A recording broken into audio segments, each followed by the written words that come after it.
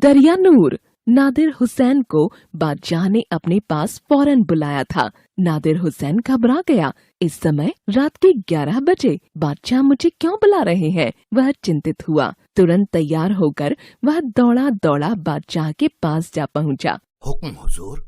नादिर धीरे से बोला। बादशाह शाहजहां आंखें बंद किए लेटे हुए थे। नादिर की आवाज सुनते ही उन्होंने आंखें खोलीं और वह गंभीर स्वर में बोले, नादिर, जरा नजदीक आओ, हम जोर से नहीं बोल सकते। नादिर उनके पास जाकर घुटने टेक कर बैठ गया और बोला, फरमाइए हुजूर। तब बादशाह नादिर के निकट झुककर धीमे स्वर में बोले, नादिर, आज मुझे नींद आ रही है। थोड़ी देर पहले मैंने एक भयानक सपना देखा था कि उत्तरी पश्चिम दिशा से एक सम्राट विशाल सेना के साथ आया और हमारे ऊपर हमला कर दिया।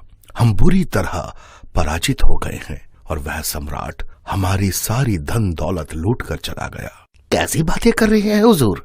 नादिर हुसैन मन ही मन हैरान हुआ। नादिर हुसैन होशियार और नेक दिल इंसान था। वह बादशाह के हर हुक्म को बड़े ही अदब से मानता था। तभी बादशाह ने अपना बायां हाथ सामने लाकर मुट्ठी खोल दी। नादिर हुसैन की नजर बादशाह की हथेली पर पड़ी और वह आश्चर्य से उनकी ओर देखने लगा। बादशाह बोले, ये हीरा जो तुम मेरे हाथ में देख रहे हो नादिर, इसको भी वह सम्राट ले गया। लेकिन ये हीरा हमारे खानदान का चिराग है।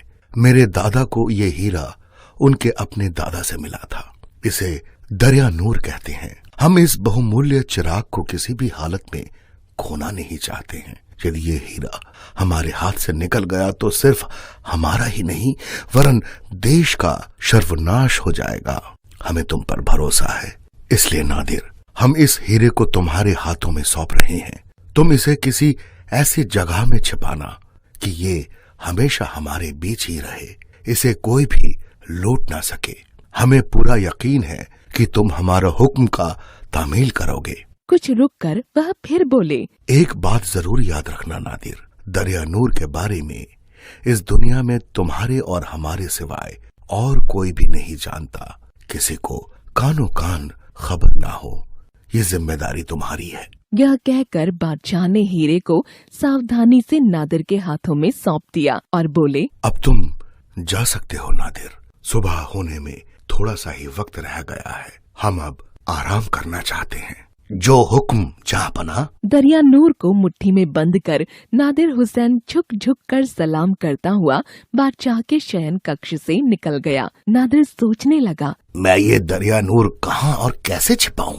बहुत सोच विचार के पश्चात नादिर हुसैन ने दरियानूर को एक पुराने कपड़े में लपेट अपने कमरे में एक बक्स में बंद कर दिया। बाद में कोई अन्य सुरक्षित स्थान खोजने का इरादा किया। कुछ दिनों के बाद बरसात शुरू हो गई। कई दिनों तक लगातार पानी बरसता रहा। जमुना में पानी ऊपर तक आ गया। बाढ़ आने की संभावना थी। बारिश रोकने के लिए लोग अल्लाह से दुआएं मांगने लगे और मस्जिद में नियमित रूप से 5 वक्त नमाज पढ़ने लगे। कुछ ही दिनों में काले काले घने बादलों को चीरकर सूरज निकला। वर्षा बंद हुई।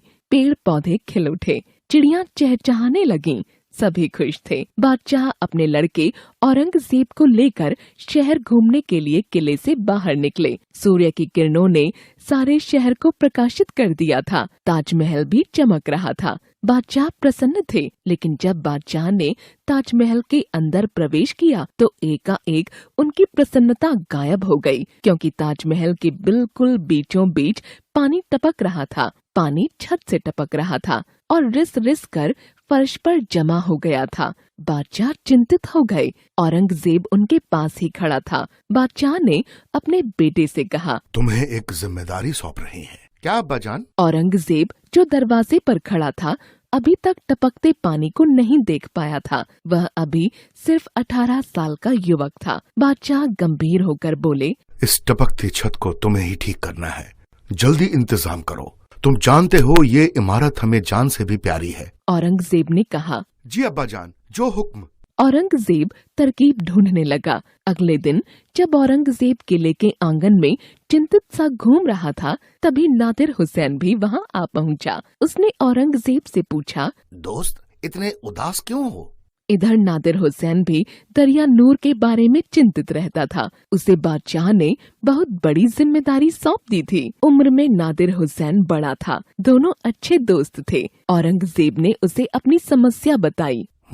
गहरी सांस लेकर नादिर हुसैन सोच में डूब गया। नादिर हुसैन ने अपनी समस्या के साथ औरंगजेब की समस्या को भी सुलझाना चाहा। उसने औरंगजेब से कहा, दोस्त, अब तो बारिश बंद हो गई है, क्यों ना हम खुद छत पर जाकर नुक्स को ढूंढ निकाले। हाँ। औरंगजेब को बात जच गई। थोड़ी देर में ही औरंगजेब और नादिर हुसैन ताजमहल की छत पर जा पहुँचे और बारीकी से देखने लगे। उतने में ही औरंगजेब चिल्लाया, आह, मिल गया शैतान। छत के एक कोने में एक बड़ा सुराख दिखाई दिया। न छोटा न बड़ा, न लंबा न चौड़ा, एक अजीब ही आकार था। लेकिन भीतर से तो छत पर दरारें दिखाई देती हैं, सुराख नहीं। औरंगजेब ने आश्चर्य से कहा, मतलब बाहर की छत में छेद और अंदर दरारें। इसका मतलब है छत की दोनों ओर से मरम्मत होगी, अंदर से भी और बाहर से भी। नादिर हुसैन ने समझाने की कोशिश की। दोनों लड़के छत से नीचे उतर आए। घर की ओर बढ़ते हुए नादिर ने कहा, बाहर की छत का छोटा सा भाग कमजोर है। भारी वर्षा के कारण वहाँ छेद हो गया है और पानी ने अंदर घुसकर दरारें पैदा कर दी। औरंगजेब समझाते हुए बोला, हाँ, पानी के वजन से धीरे धीरे अंदर की छत में दरारें होने लगी और पानी रिसने लगा। नादिर ने आगे बताया, तो सबसे पहले अब छेद को भरना चाहिए, मगर हम छेद को कोई ऐसी वैसी चीज से भरे तो बार बार बारिश में छेद खुल जाएगा। संगमरमर से भी मजबूत चीज से अगर छेद को भर दिया जाए तो हमेशा के लिए छत ठीक हो जाएगी। औरंगजेब बोला, संगमरमर से भी मजबूत? नादिर हुसैन और औरंगजेब अपने अपने विचारों में खोए चुपचाप चलते रहे। एकाएक नादिर हुसैन को दरिया नूर का ख्याल आया। उसे एक उपाय सूझा। इससे दोस्त की समस्या भी हल हो जाएगी और बादशाह की दी हुई अमानत भी सुरक्षित होगी। लेकिन तभी नादिर हुसैन को बादशाह के शब्दों का ख्याल आया। दरिया नूर के बारे में किसी को भी खबर नहीं होनी चाहिए। एक संतोष भरी सांस ले नादिर हुसैन औरंगजेब से बोला, तुम चिंता मत करो, मैं छेद भरने के लिए संगमरमर से भी मजबूत चीज खोज लाऊंगा। लेकिन एक शर्त है, ये सारा काम मैं खुद अपने हाथों से करूंगा। मुझे कोई मदद नहीं चाहिए। क्यों, मैं भी साथ ना आऊं? भाई, अजीब शर्त है। बैठकर निगाह रखूंगा, तुम ऊपर अपना काम करना। औरंगजेब ने कहा, शाबाश, तो हम कल रात को ताजमहल में ही मिलेंगे। चांद की रोशनी काफी है, कल पूर्णमासी जो है। नादिर हुसैन ने हाथ हिलाकर औरंगजेब से विदा ली और दोनों दोस्त अपने अपने घर की ओर चल पड़े। अगली रात को जब नादिर हुसैन ताजमहल की छत पर चढ़ा तो उसकी जेब में दरिया नूर था। नादिर हुसैन ने उसे बाहर निकाला तो वह चांद की रोशनी में चमक उठा। नादिर ने तुरंत उसे छेद में लगा दिया। दरिया नूर छेद में बिल्कुल ठीक बैठ गया। लगता था कि दरिया नूर को जड़ने के लिए ही यह छेद बना था और ताजमहल की छत टपकने की समस्या को हल करने के लिए ही बादशाह ने दरिया नूर उसके साथ सौंपा था। खुदा का शुक्र है। नादिर हुसैन ने हाथ ऊपर उठाकर भगवान को मन ही मन धन्यवाद दिया। दरिया नूर छेद में जुड़ने पर हार में लगे नगीने की तरह चमकने लगा। तो नादिर ने संगमरमर की बुकनी और सफेद मिट्टी के गारे से उसे ढक दिया। दरिया नूर हमेशा के लिए छिप गया। नादिर नीचे उतर आया। संतुष्ट हो औरंगजेब और नादिर हुसैन घर की ओर चल पड़े। अंदर की तरफ से छत सूखने में कुछ दिन लगे। उसके बाद दरारों में पिघली हुई चांदी लगाकर मरम्मत की गई। बादशाह बेहद खुश थे। नादिर हुसैन और औरंगजेब की खुशी का ठिकाना न रहा। शाहजहां की मृत्यु हो गई। दरिया नूर के बारे में उन्होंने किसी को नहीं बताया। नादिर हुसैन ने आखिरी सांस तक बादशाह शाहजहां को दिया हुआ वचन निभाया। दरिया नूर को कोई लूट कर नहीं ले गया। हमेशा के लिए मुगल खानदान का चिराग इस खूबसूरत मुगल इमारत में कैद हो गया। दरिया नूर का नूर